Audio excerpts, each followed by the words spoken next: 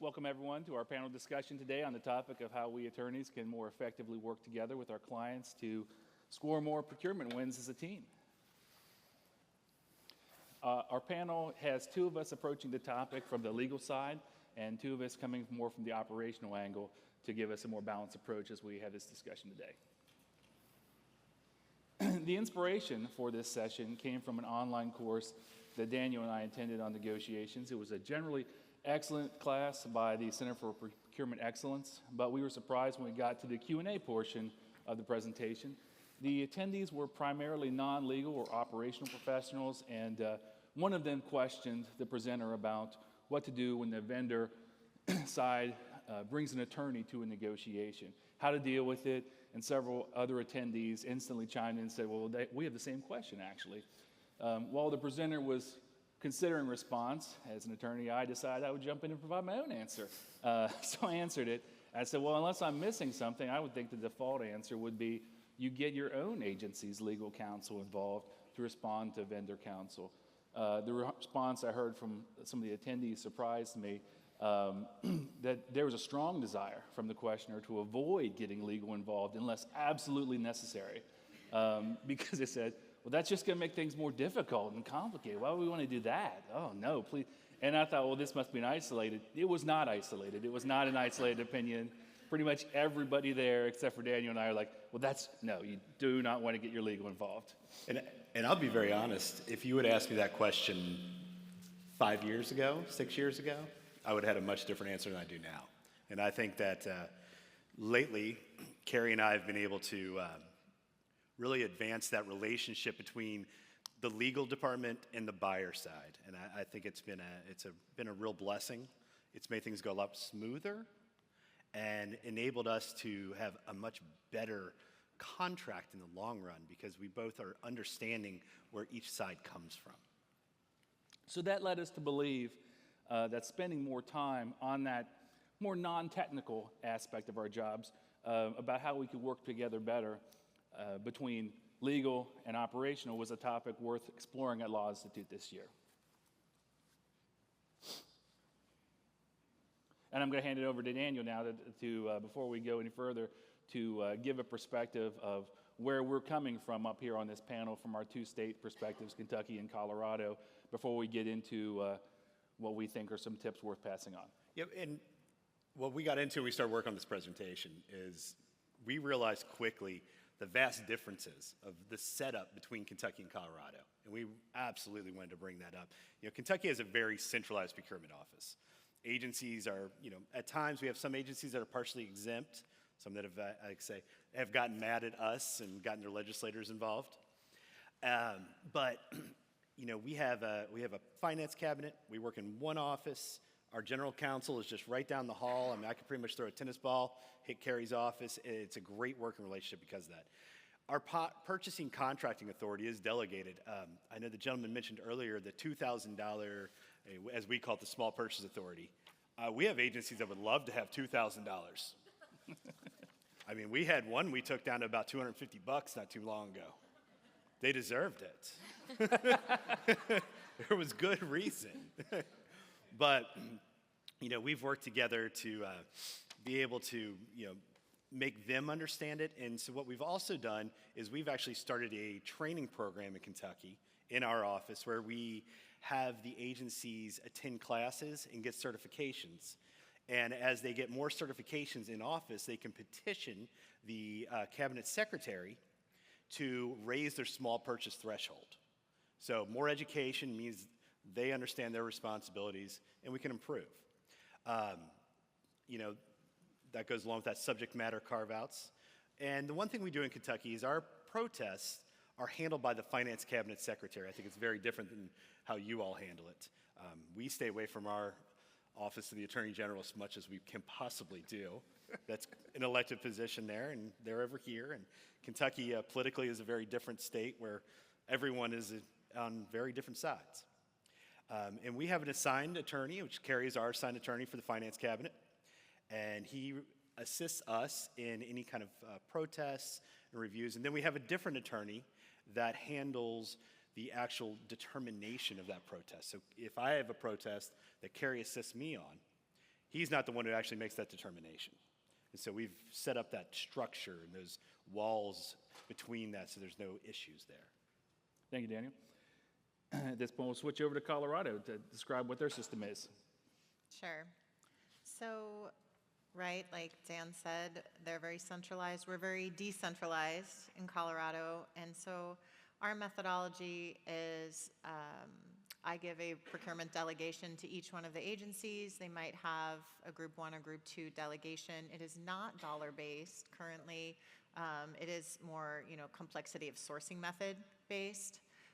And then for the contract piece, that delegation actually comes from my boss, who's here somewhere, the state controller, and we work really well in concert together.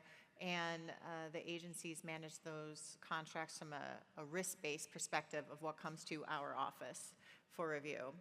And so that's high risk versus low risk. There's a whole policy and everything and how that's written. And then, as talked about, the protests, based on the delegation level, those would either come to my office or most often my agencies are fully delegated, so the protests go to be handled by the procurement director in the agency, and then appeals come to our office under Amanda's team and are reviewed in support with our attorney general. But we basically do all of these things in-house and utilize our amazing procurement AG for save her for some other things. Thank you, Sherry. So with that, we're now going to share, now that we've shared where we're coming from regarding how our different states handle procurement, we're going to talk a little bit about what's worked for us individually in unlocking better relationships between the legal and operational sides of procurement and getting better results. After we share our perspectives, we've tried to set aside time to hear your perspectives about what works, along with any questions. But unlike a lot of sessions, this is one where it's not going to be just isolated questions. If you have tips, we mean for this to be, if possible, an interactive discussion. All right. So from the outset, we attorneys tend to start by looking at the laws and regulations. The operational side often tends to focus on the ground level processes, the steps laid out to get something done more than the authority for those steps. Legal is going to tend to think about what the procurement's going to look like in court when you get there, not if. And the operational is going to dwell more on what looks like in practice and how to get it just done. The challenge for us is to meet in the middle so that things get done in a way that won't later get undone by a legal challenge. And I'll pass it off to Amanda. So a big part of that, and I think a big change, if you're coming from the private sector, or you've worked only on the legal side of things and maybe you're new to all this, is when you start working with the people who actually buy the goods, who are doing on the ground work, is they're going to use a lot of language that maybe you haven't heard before. And we all know what indemnification is, or limitations of liability. That's second nature to us. But starting work, I think, for me, when I moved over to government procurement, learning, RFP, solicitation, all this language that you might not hear just doing other legal contracts. It can be a lot at first, and part of you thinks well, that's not what I do. Maybe at first that's what you think. That's not what I do. I read contracts. I'm looking for legal terminology, and I think part of building that relationship with the people who are actually doing that on the ground work is understanding what they're talking about. Knowing that, the different terms, the minutia detail of the differences, because they know it. They know those detailed differences, and it matters to them as much as any legal language matters to us. And to understand that is to build that relationship from the beginning. So learning that, and honestly, it's not just RFPs, whatever. It's understanding the language sometimes of even just the agencies you're working with. You hear the alphabet soup or what, it changes. You can have the same 3 letters that mean completely different things in different agencies.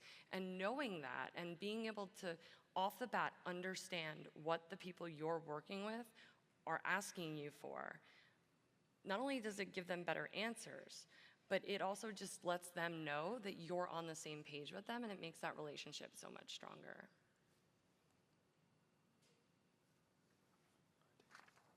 So,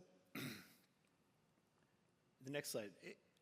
We want to talk about building your street cred, which is a great way of get out there and understand what the buyer's going through. And one of the great ways of doing that is certifications. Carrie, you just recently got your CPPB, is that correct? Indeed. And I have my CPPB, I have my NIGP CPP, and what's in Kentucky, which is one of the things we invented, is the KCPM, which is the Kentucky Certified Public Manager. Or Procurement Manager, I should get that right considering I helped work on the program. And the good thing is you develop a better understanding of not just how you do your process, but how other states do processes. So recently I led the NASPO MRO solicitation. It was the first solicitation for NASPO that Kentucky ever led. Had great assistance from Carrie.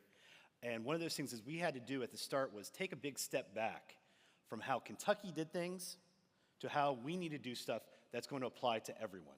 You know, we got our friends from Hawaii down here, right? Well, we want to make sure that what we do works for you all as much as it does for every state. And maybe not every award that we made is something that I'm going to sign on for participating addendum for Kentucky, but it might be advantageous for you all. Understand that the processes for every single state's different, and kind of get down to that bare bones of what actually has to be in there compared to what you think needs to be in there. And that has been the biggest bonus. And as Carrie and I worked on that, we really were able to kind of take a step back from how we did things and go, oh, we don't have to have that in there. Oh, that needs to be on the participating addendum side. Oh, so you took this document that back when I first started managing participating addendums, I mean, our agreements were, you know, dozens of pages long to what it is now, which is 3 pages, because that is statutorily what must be in there. Thank you, Daniel.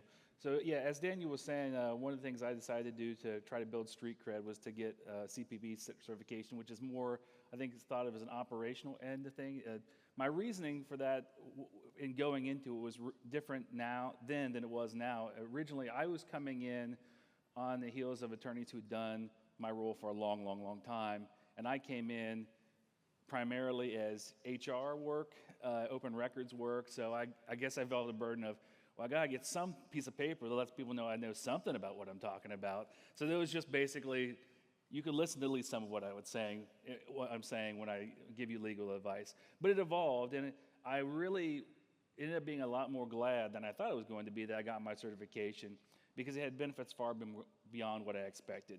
The knowledge I gained on the operational side to prepare for the test helped me to understand that side of the equation a lot better.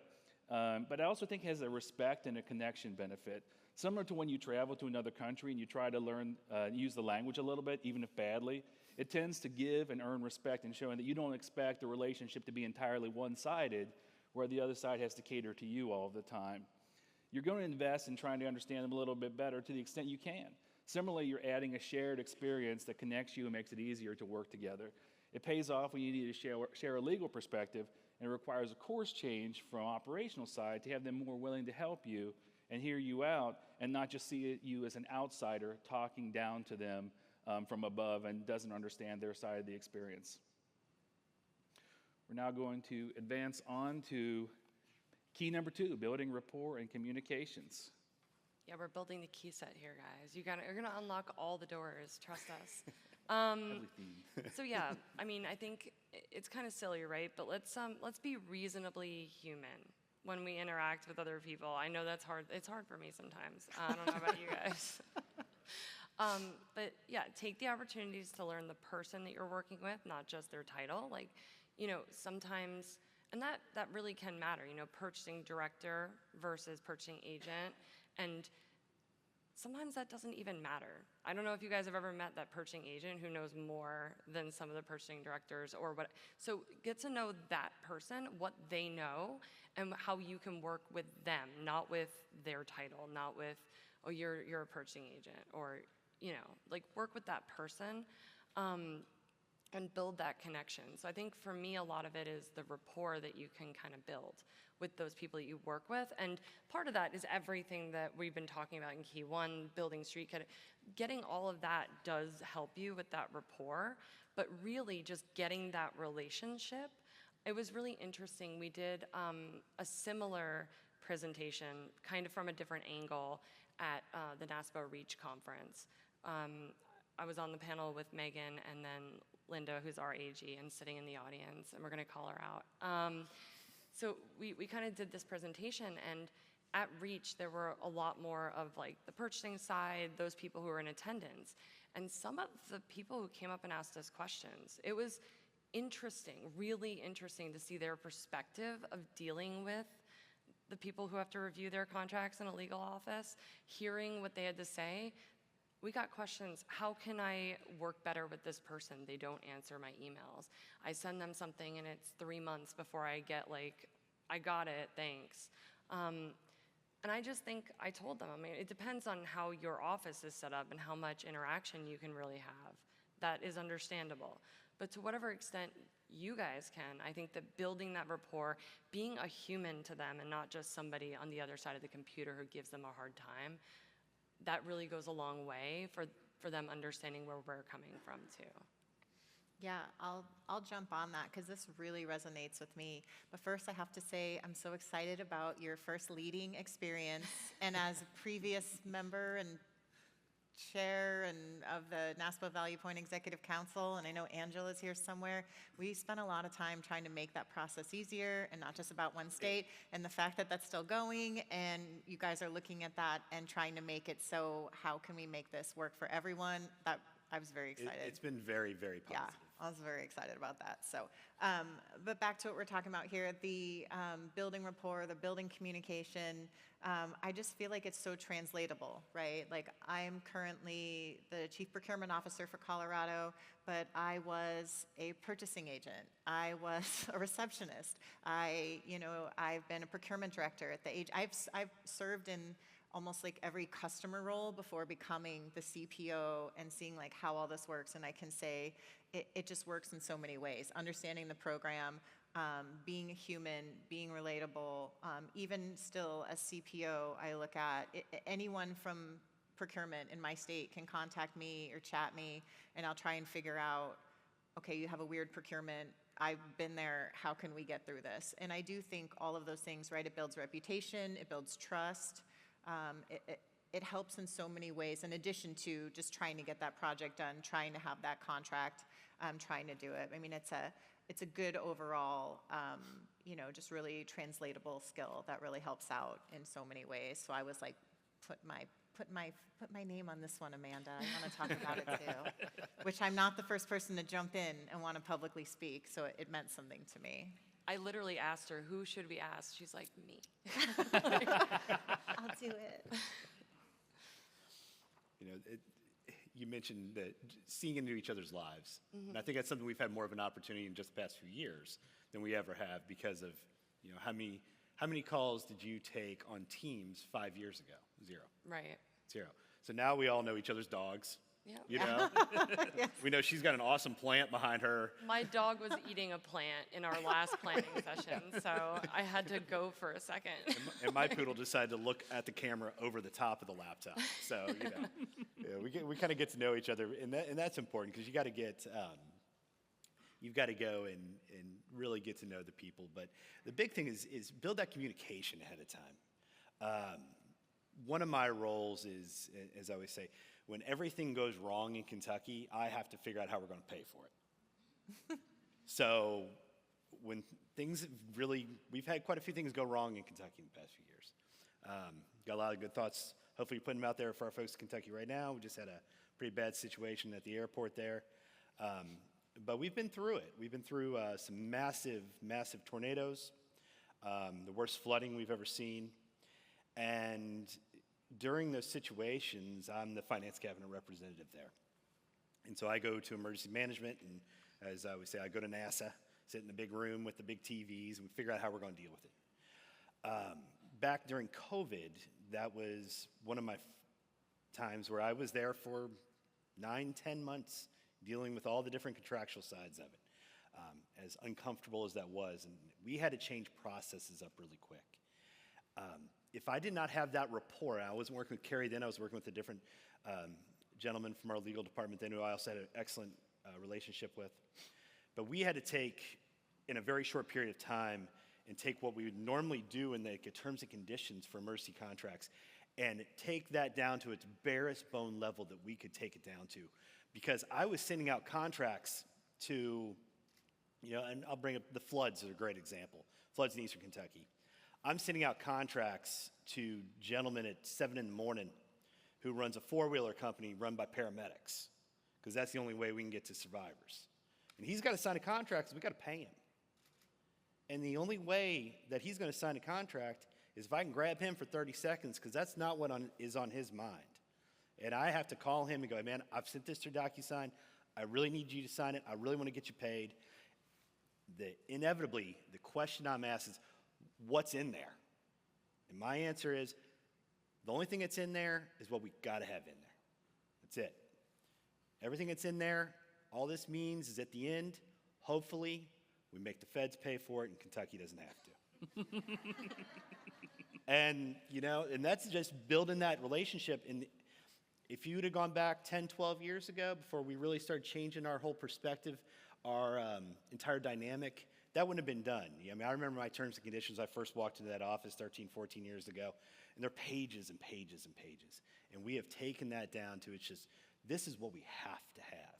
And when I send that off to a vendor who's never looked at anything like that before, usually is pretty scared to work with the government, they understand pretty quickly when I talk to them, it's just 2 pages.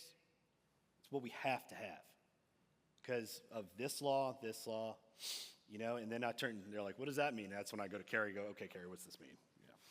I'm not the lawyer in the room. You are.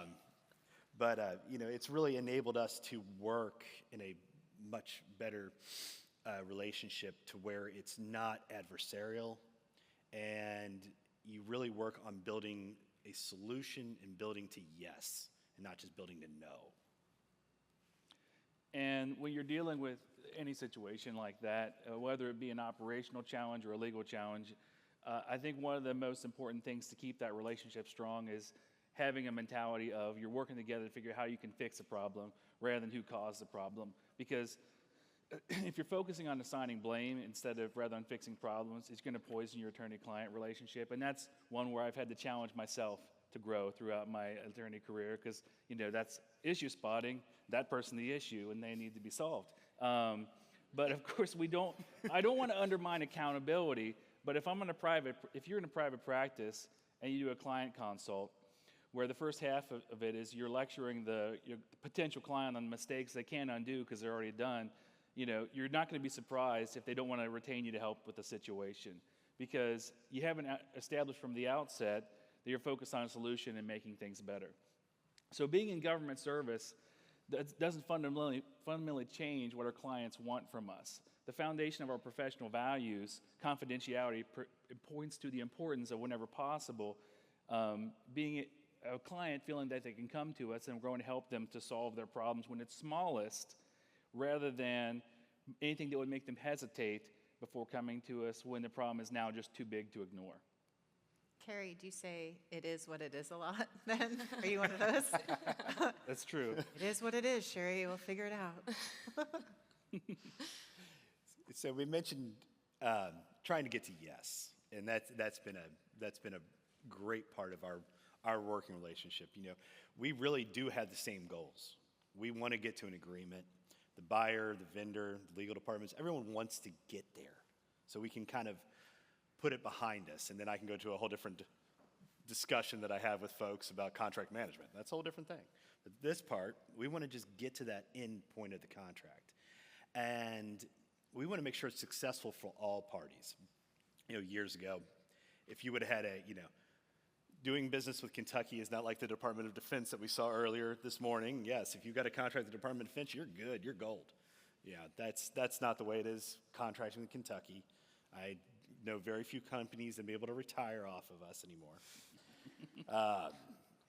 But we kind of had to change our perspective. Originally, years ago, I mean, I don't know how you all came about doing what you do, but I did the normal buyer route, which was study micropaleontology in college, become a chef, You did, Sherry? Oh, yeah. run the food service at the Capitol, and the finance cabinet harass you, go down there and get a job. So it's a little different than what some people may do, but maybe I'm wrong. But, you know, when I went into that, and one of the reasons they brought me in was originally managed food contracts. I had a lot of experience with a very, very, very large restaurant company. And when I walked in to this, and they were, you know, I'm looking through how they do things and their contracting, I realized that, you know, what they're paying is so much more at the state level than we were paying the private level. And I kind of had to take a deep breath and kind of absorb, like, how does that work? I was like, oh, our buying power is nothing in comparison to the private level. And, you know, we had to adjust our focus on that. But it also enabled me to kind of change how we did things and change that whole perspective of we are going to lock in pricing on this for the next 2 years, which if any of you buy food, that is the worst thing you could ever possibly do, because they're going to forecast for when you're purchasing food at the absolute worst time of the year. So, you know, we had to change that. But to change that, I had to be able to go to a gentleman like Kerry and go, okay, I have an idea. I think we need to do this more like the private sector. Is that going to be okay? You know, how are we going to do that? And I think by having that shared goal of getting to a successful contract, we've been able to really work along those potential hazards by having that working relationship together. And that's really been successful. But even when you're working together on a shared goal, you still have to know your role.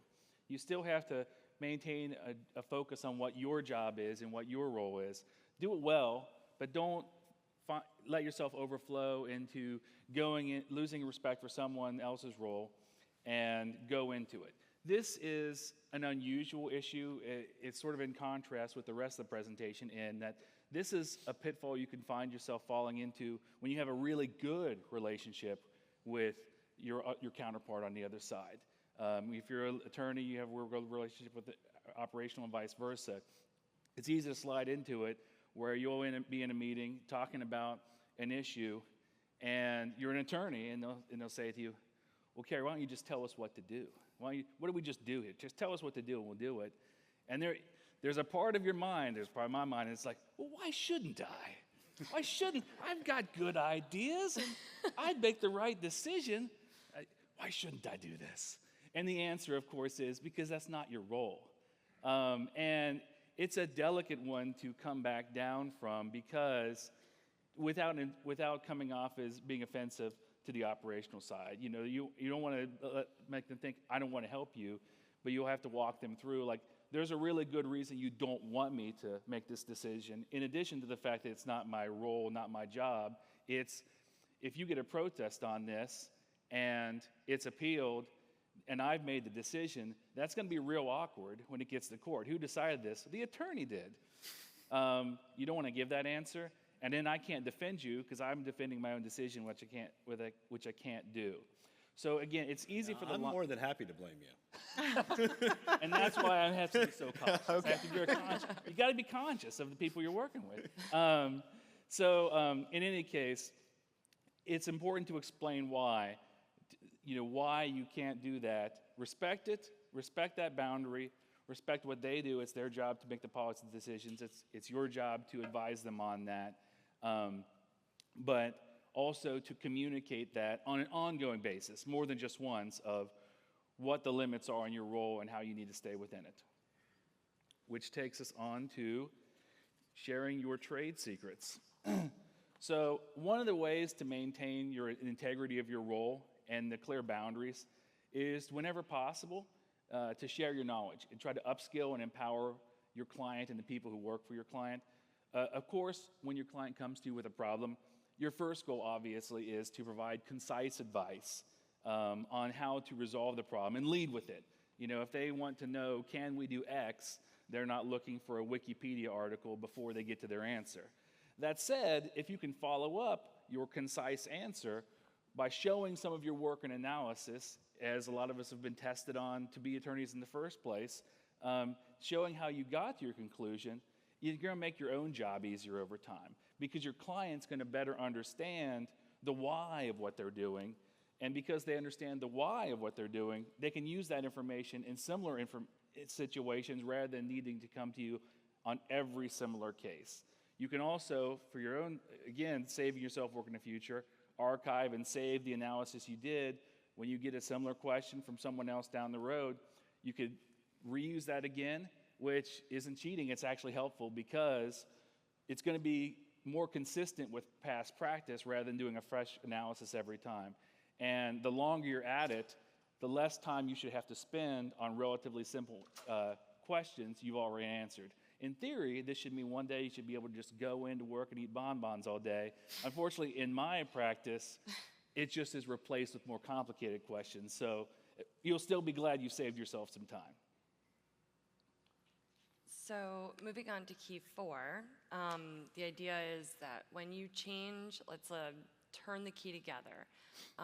Kerry already talked about, he said why a few times in that last point. And I think a key part of this is that you have to be united in why you're doing something. And I actually think this is one of the most important things for people who are, like legal professionals reviewing a contract. You think, why am I doing this, right? And it's, I have to follow statute, I have to follow rule, I have to follow policy, I am doing this to make it legal, I'm doing this to limit risk, that's what you're thinking. The procurement official or the purchasing agent is saying, there was a flood and I need to go fix something, like we need to buy something, we're doing something in real life. And I do think that, yes, we all know our jobs, we need to make sure that we're following statute, following policy, we know all that. But I think of that as the how. That's how we're doing it. And if you sit there with the person who's doing the work, that's the why. So if you sometimes, you review a contract and you just think like, oh, cross that out. This isn't good. But sometimes I think, well, I got to meet with this person and know, why is it like this? Something happened to make this document look the way it looks. So sometimes they're all rote, right? This is easy. When you get those tough ones, it's why? Why did it end up this way? What is it? What are we doing? Why is it important? And when you talk to that purchasing, that operational side, and you hear it, then I, at least myself, and I recommend it to anybody else who does this, like you say, that's why I'm doing this. I'm not doing this, yes, we have to be legal. That's how we're doing it. But why we're doing it is because there was a flood and we need to get this done. And the vehicle for that is this contract. Or there was whatever happened, not always an emergency, but the public relies on us. And the people who are actually doing that work are doing that every day, and that's what they're thinking. We're there to say this is how you do it, but it really helps to stay united in the why we're doing it. Especially, I think, from our perspectives, because we are a step removed from that, and it's really good to remember that when you work with that operational purchasing side. And that leads you into being together in goals. Yeah, it's really just piggybacking off of what other folks are saying here, and it translates to all different pieces that we look at. The protests, the non-competitive procurements are things that raise to my level to look at, problem solving, helping the agencies. But the more we can just look at these other perspectives, get the information, and then present options, right? As opposed to sometimes as a procurement or the chief procurement officer too, I just want to be like, just do it this way. But I try when we get to the how did we get here? Okay, how do we fix this? But I do try to say, okay, well, here are our options. Here are our legal options.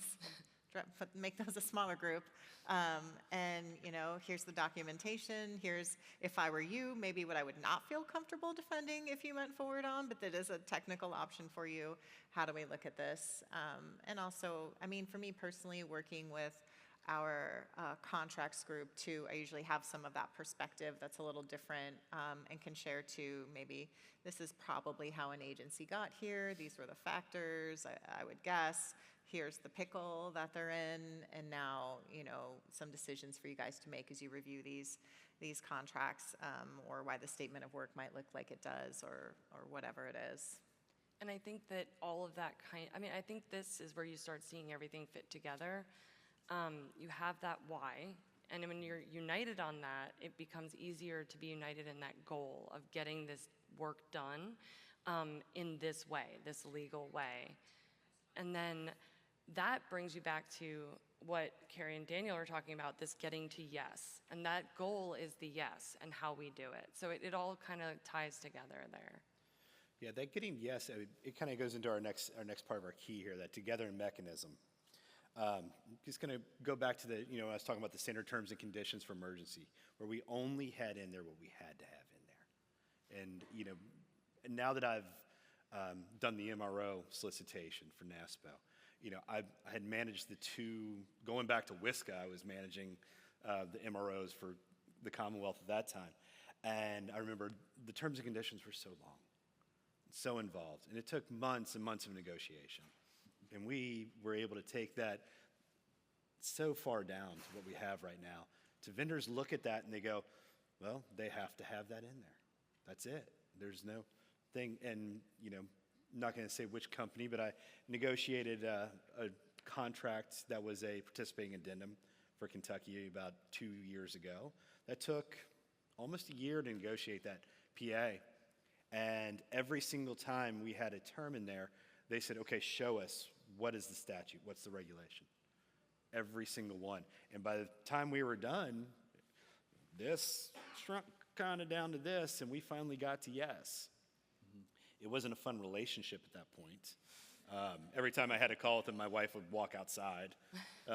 It was not a good time. Your dog's hiding under your desk Yeah, now. exactly. Yeah. But, bringing down to exactly what you have in there and create those steps to where you can work together and not have these extra little things out there that just cause the issues. Really take a step back and go, okay, I know we've all, and everyone in government always says it. We've always done it that way, type of thing. Why do we have to? What is in there that is required? What is in there because we think it should be? And do we really need this? And Carrie came up with the greatest statement that actually helped me seal that contract was in accordance with Commonwealth law. And that's a legal decision I'm allowed to. It was. And you got to give him credit for that because it solved me a year's worth of negotiations. And I will forever be grateful for that, 100%. And that takes us to our next key about how to move forward together, which is the importance of seeing things from the other side's perspectives, starting with asking instead of assuming. Yeah, and this is a big one for me, and I think how I lead the culture of my team, and lucky enough to have Amanda's support as a leader on our team. But I think, sometimes people come in and they're being trained and they're excited and they're reviewing these and, maybe a little overambitious to say, this is not the exact term, this is not this is not this. But, I think we always, try to say, let's get possibly the procurement director involved. Let's ask why. Let's not assume bad intent. Let's, assume good faith from our agencies, because what you end up getting from that as we're reviewing these is a lot more information. And I'll say I'm a little guilty of this myself. I think even just at lunch, I had a conversation with someone who's like, I have a waiver coming your way, and I know you said you don't want to sign it, but I think I have good reasons, and so great, give me the memo, give me whatever it is. I'll do my best to be open-minded, because where I've seen something go wrong before, and this isn't the best practice, but there might be that reason. But all these things, I think, really help us learn about our customers, help the state do its business more efficiently, and really just understand and support what we're here to do, because ultimately we all have the ability to just stop our states from doing business, right? You can just stop signing contracts. And what does that get your constituents? What does that get your citizens, your people? But we all have a job to do, and we work with strong vendors, and we have things that go wrong, and the legislature sometimes prescribes a way for us to purchase that may not be our normal practice. So how do we find out how did we get here, and what we can do? And that segues nicely into the importance and the value of knowing the goals and the pressures that your client's dealing with. It's really easy to overlook the spider web of what our operational side clients have to factor in, especially when there is an important or a sensitive procurement issue. It took me a while in my career as an attorney to fully see and understand that the contact I'm dealing with, the operational side contact, and the response I'm waiting for, they often have other things and other people in play than just the legal advice that I'm giving them. It's easy to get frustrated when you have to file a motion by close of business to be like, why am I not getting a response? I need this answer. But even though you're waiting on a key fact or a key decision for your client, it's less obvious to realize that they're similarly stressed because they're waiting on input from someone above them that they've got to get before they get back to you. And it can be a challenge, but it's important to not let that become a barrier in your relationship of there's more going on than necessarily the narrow statutory and legal framework you're working with, and they're oftentimes dealing with things beyond what you know, and just to remain sensitive to that. And then, I mean, a great segue from that is our jobs then are to blend both of those together, right? So, and you can't do that if you don't know. So everything we've already talked about knowing the why, knowing the goals, seeing it from their perspective. When you've achieved that, you can then be confident that you can blend both their realities, their operational realities, what they're actually dealing with on the ground or with other areas that they have to deal with your legal perspective. And I think that helps you kind of build that. The end result is then better for everybody because you've taken the realities, you've taken the perspective, the legal side, and you've put it together and you have that document and you're ready to go. And I think that our goals, in addition to getting the work done that the state has to get done, we want the best contract we can get. We want the best, that's what we want for the people of the state of whichever state you're from. And you get there and they want their money to be spent well, but they also want that road fixed. Like the people of your state want both those things. And you're able to blend those together when you've taken into account everything we're kind of talking about in this presentation. And I think it's a great opportunity for everybody in this room to kind of get that perspective and see your goal as being the blending of those two realities. Thank you, Benna. And that takes us to our final key, which is the importance of understanding between the legal and the operational sides, beginning with assuming positive intent. So I think one of the most important aspects of the presentation, and this is something I definitely saw a transition from in my office the past few years. Okay, so who's a lawyer in the room? Raise your hand. Oh, okay, there we go. All right, so when you get a protest in your office, what do you do? Yeah, when you get a protest, what do you do? Okay. Okay.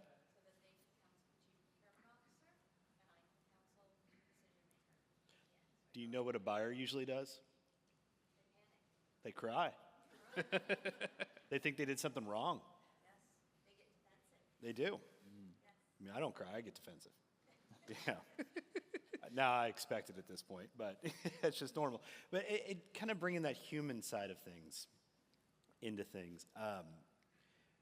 Understanding that maybe when you're dealing with a buyer, you're not dealing with someone who understands the legal process and how it can be a normal part of a protest can be a normal part of the purchasing.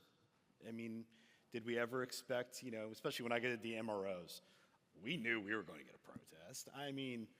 But overall, we had all our ducks in a row and things have gone quite well. But,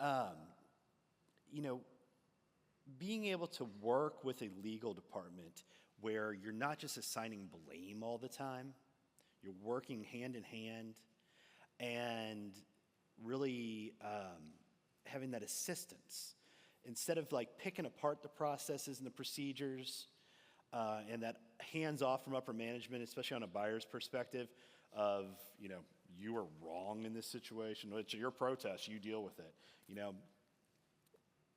That doesn't help the situation. You need to be able to have that running conversation all the time.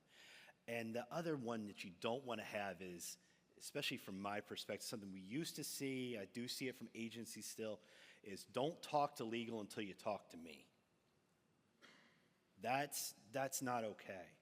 I really want my people to be comfortable enough in what they're doing to approach, say, Carrie and ask a question.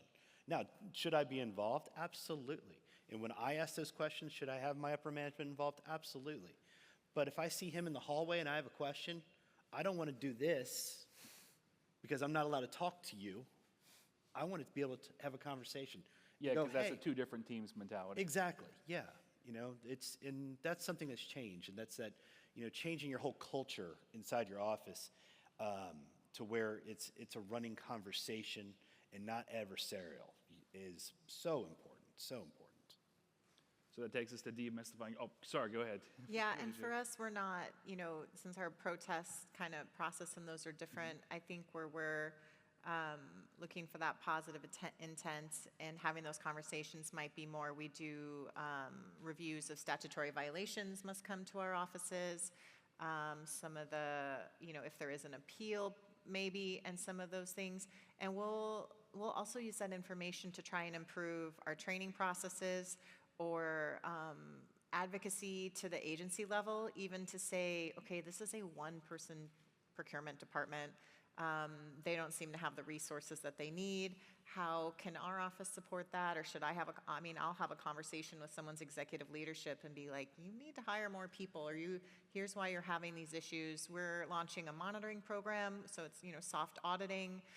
So we're kind of taking a lot of these and saying, all right, how do we use this as support and a learning experience, which, I think can ultimately fix a lot of these issues. And then the next part of this key is also just demystifying your own process. So we talked a little bit about talking to these procurement officials, these purchasing agents, the operations side about what they do, understanding it, and like really getting on their side and like what are we trying to achieve here. But there is the other side of that, and that is that you can take the lead in sort of explaining what you do. I mean, in this room, everybody says it every time I come to a law institute. Isn't it great to be in a room of people who know what you do, where you don't have to say, "What do you do?" "Oh, I'm a procurement official." "Oh, what?" Like, but the people, Bye. yeah. But the people that you work with, I mean, if you think about it, I mean, as much as you don't do or don't know about what they do, it's probably similar that they don't really know other than what I've heard, the void. That's what I've heard before. I send it into the void. That's what I do. I take my contract. I think somebody said that during our presentation at REACH. And that's, I mean, it's kind of sad, right? For me, I'm like, well, I don't want to be a void. So, explain to them, this is what I do. That communication is important. When they send something to you, don't just not answer it until you get the time. Maybe say, hey, I'm working on this stuff. This will be my process once I make it to your piece, or what, talk to them and tell them what you're working on, because they don't necessarily, especially since you don't know how long they've been themselves in their position, how long they've been in government, how long they've been in that role in government. So kind of just giving them that information from your perspective helps them as much as getting their perspective helps you. Yeah. And we're going to talk about reciprocity next. So I'm a big believer in this. I'm not much of an authoritarian as far as being a CPO, but what I really like to do is I have an executive procurement advisory committee. I run ideas, new trainings, all kinds of things by them before we launch. I present at our monthly procurement directors meetings, and I take info from Amanda and my two other teams, and I explain what we're doing in our office, right? Like, what do these people do all the time, right? Like when they're not reviewing my contract, what are they doing? We work through policies, and we let our agencies review them for 2 weeks, and we take all their feedback into account before we finalize the policy. That's probably a little more time consuming than just doing it all ourselves, but I think building that trust, the communication, the reciprocity, also just be like, well, what training do you think we should work on next? Here's things that I see when I work with you all, and this protest went awry, or these issues have come up, but from your perspective, what's missing? What can we work on next? I mean, with limited resources and all these things, but I and my boss who's here, we work hard to make sure we have as much transparency in our office as possible to also explain why we can't do everything we want to do, or maybe some things don't make sense. But I do believe that understanding between what we're doing, the resources we have, and the agencies really builds a lot of trust and helps people know that's not in the void. You're taking accessibility on or whatever it is, and we've got 10,000 documents on our website, so we have to do this first, or whatever it is. Kind of just really explain all that. And so we all try to be very transparent, and I do feel like that has led to a lot of success for us in our state. So those were our 6 keys, that's wisdom we're bringing from on high, but we have just a couple minutes remaining, and we're not the sole fountain of information here. So in that time, if you have questions, but moreover, if you have any recommendations or experiences you'd like to share, that is included too on how to unlock some more doors regarding better relationships between legal and operational side. Who has a question? Oh, Chelsea. I'm never afraid to speak. So I don't necessarily have a Thank you. question, but I want to talk about, like, to your question of what do we do to help foster some of this collaboration. So I'm also from Colorado. So one of the things I think Sherry does really well, and her boss and Linda, who we've already spoken our praises of, is there's the encouragement for us to not just rely on them as the specific individuals. So Sherry does a fantastic job of encouraging, so I'm one of the procurement officials, and encouraging us to use each other as resources. So she doesn't do it, she just helps us like send out the calendar invites, but we have a monthly procurement official meeting where we come together and say, here are the issues I'm seeing. I'm gonna bring some to next week's based off of what I've heard here. So I think that then makes it even more meaningful when we do our outreaches to Terry's office, to Linda, to Bob, whoever it is, that they, aren't having to answer the same question 20 times, but we're only bringing the real issues that we need from them and getting that really meaningful feedback. So that's one of the ways I think Colorado fosters a lot of collaboration in a lot of different ways. And I will point back when someone asks me a question, I'll say, well, here's probably what I would do, or here's what I've experienced, but who else deals with this? This agency, this director, and maybe also try not to give away their secrets, but if they feel like telling you the terrible thing that just happened that they told me and you guys want to bond over it and figure it out together, I recommend you call so-and-so. Thank you so much. Thank you. All right, well, thank you all for... We have one more question. Oh, one more question? Okay. Sorry, I missed Yeah, it. no, I I don't want to keep you from ice cream. No, absolutely. I'll keep it very brief. So I was very interested in what you said about a 2-page terms and conditions. Ours is definitely more voluminous. I'm Emily Hurst. I'm with the state of Georgia. And I was wondering to what extent that was possible due to statutory work that you'd done, and also possibly with your procurement manual and other things that supported your ability to keep it so brief. Well, I think it's a mixture. On the legal side, it's funny. One thing you could do is just ask the questions that haven't been asked about why are we doing it this way, because there was a lot of we had pages and pages of stuff where we were requiring people to give notarized signatures on that they're complying with this law and that law and this law and that law. And we were getting a lot of kickbacks from vendors like, I don't want to swear to this, that, and the other thing. I don't know what these are about. And we looked into it. It was a collaborative effort of operational and legal.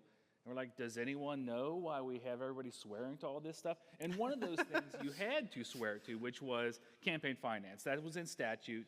You're required to notarize that.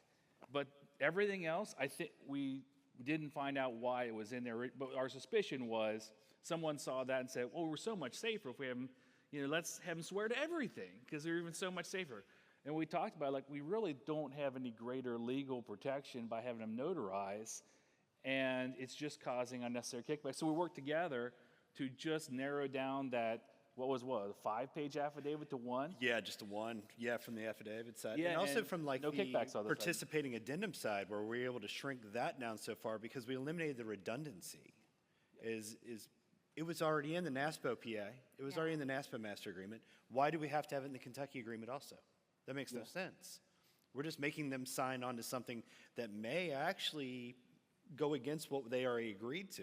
And so instead of letting me do the work of getting the MRO done and then, you know, being able to turn around and get a PA done, why are we having conflicting ideas in there? Because that's the way we've always had it in those pages. So we just really shrunk it down to go, okay, these are the statutes we have to have in there. And, you know, there's a lot of references in there. So, I mean, if you wanted to put all that in there, it could be a much longer agreement. Yeah, but how much is it really helping? But how much is anybody? it really helping anybody? Exactly. So yeah, in summary, in the past, so far it's been primarily closer collaboration between legal and operational, but we're also concurrently have a complete revision of our procurement manual filed and in the regulatory process. So next year that might be part of it, but so far it's just been on the ground coordination. Any other questions, comments? Ice cream? All right. Well, thank you all. Thank you. Thank you, guys.